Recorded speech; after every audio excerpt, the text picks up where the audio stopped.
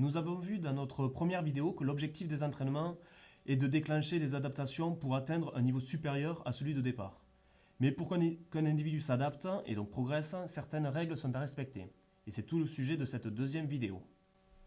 Nous allons voir dans un premier temps le phénomène de surcompensation. L'adaptation n'est pas un phénomène instantané, elle se construit progressivement dans le temps. Après un entraînement qui a bousculé et sollicité ces grands systèmes, cardiovasculaires, respiratoires, musculaires, l'organisme se transforme. Pendant ce temps, il est désadapté, donc inefficace.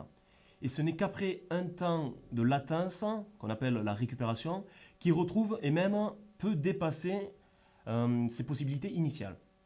On appelle ce phénomène la surcompensation. Mais il est impossible de maintenir ce haut niveau de capacité, cette surcompensation pendant plusieurs semaines. Donc tout l'enjeu de la préparation et de la planification de l'entraînement, ça va être de coïncider le pic de forme et la compétition visée. Mais il faut du temps pour modifier son niveau de capacité aérobie. Les adaptations tant recherchées ne s'expriment pas en une semaine et on n'atteindra donc pas ce pic de forme toutes les semaines. Il est donc raisonnable de ne se fixer que quelques objectifs principaux sur une saison, 2 à 3 maximum, relativement espacés. Le temps est indispensable à la construction d'un nouvel équilibre supérieur à son niveau initial. Mais il faut également, pour récupérer, se régénérer après une course et repartir sur un nouveau cycle de préparation. Dans une deuxième partie, nous allons voir l'organisation de la planification par cycle. La saison sportive va donc s'organiser autour de ces 2 ou 3 objectifs principaux. On va construire ainsi 2 ou 3 grands macrocycles qui peuvent durer de 8, 12 à 16, 20 semaines environ. Au sein de chacun de ces macrocycles, on va programmer des cycles plus courts, des cycles moyens, on appelle ça des mésocycles, de 3 à 6 semaines pendant lesquels on va chercher à développer différentes qualités. Les cycles de travail sont entrecoupés de cycles de repos. On peut prévoir également des compétitions préparatoires qui permettent d'évaluer le travail effectué et l'atteinte des objectifs intermédiaires. Enfin, pour descendre encore d'un cran dans l'échelle des cycles, on aura le microcycle. C'est l'élément de base. La semaine est la période la plus utilisée. Le but de la programmation des microcycles est d'organiser de façon optimale la succession des différents types d'entraînement et également des périodes de repos. Dans une troisième partie, nous allons voir les principes de construction de la planification. Le premier principe, c'est la progressivité. La surcharge à imposer pour provoquer des déséquilibres et des adaptations sera progressive au fil des semaines jusqu'à un pic maximum pour ensuite décroître progressivement jusqu'à l'objectif final. D'abord, on va augmenter le volume de l'entraînement, puis on augmentera l'intensité des séances. On va augmenter d'abord le nombre de séances, puis on va augmenter le nombre de séances à forte sollicitation au cours de la même semaine. Ensuite, on peut avoir des phases de rupture de la progressivité.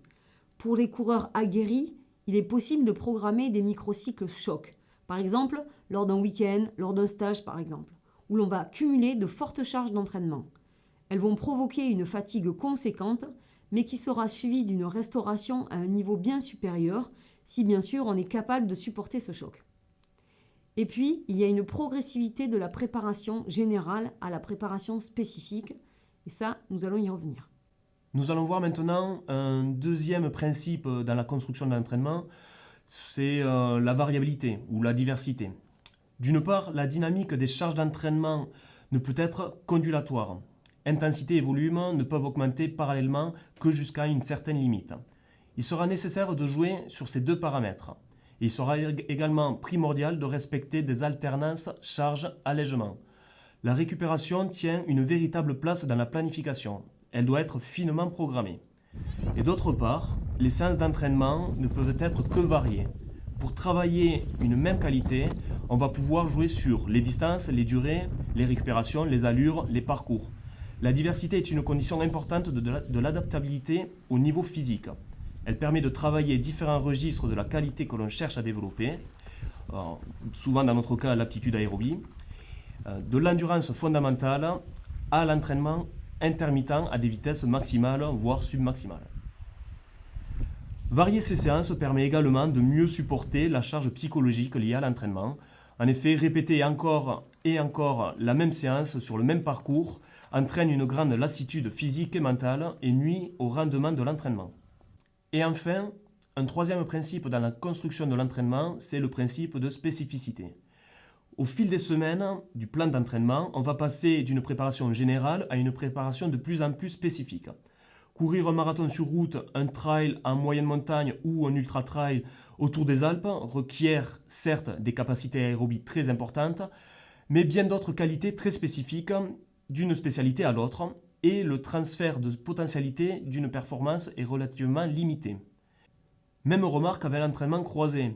Le vélo, par exemple, c'est bien pour développer la toile de fond aérobie générale et pour avoir des quadriceps solides, mais ces sorties ne vous préparent pas du tout à affronter le travail musculaire excentrique requis lors des parcours techniques et des longues descentes. Donc attention à la casse si vous ne vous confrontez pas à cette spécificité pour votre objectif. Avec l'approche de la compétition, l'entraînement sera de plus en plus spécifique.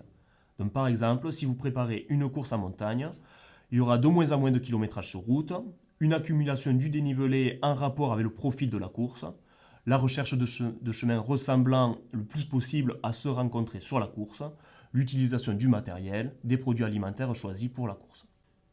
Dans cette quatrième partie, nous allons parler de l'organisation de l'entraînement, mais sur le long terme. Ces principes, progressivité, variabilité, spécificité, se retrouvent au fil d'une semaine et d'une saison, mais également une carrière sportive, quel que soit son niveau, va être construite dans le respect de ces règles. Le corps est un organisme vivant qui a la capacité de s'adapter afin de pouvoir supporter des contraintes de plus en plus importantes, jusqu'à bien sûr une certaine limite. Mais c'est un processus physiologique qui demande du temps. Ne pas tenir compte de ce principe, c'est prendre le risque de développer rapidement des pathologies tendineuses, musculaires et osseuses. En conclusion, nous avons vu qu'il n'y a d'adaptation possible que si le décalage de la tâche est optimal, c'est-à-dire si le décalage entre l'exercice et les capacités actuelles du sportif est adéquat. La charge de l'exercice doit être suffisamment importante pour imposer un effort à l'organisme, mais à contrario, si elle est trop élevée, l'adaptation sera inopérante. Le sportif ne répondra pas correctement à la sollicitation, l'entraînement sera contre-productif. Et donc pour construire votre propre entraînement, nous verrons dans la prochaine vidéo comment définir les différentes charges d'entraînement et le contenu de vos séances. Jamais.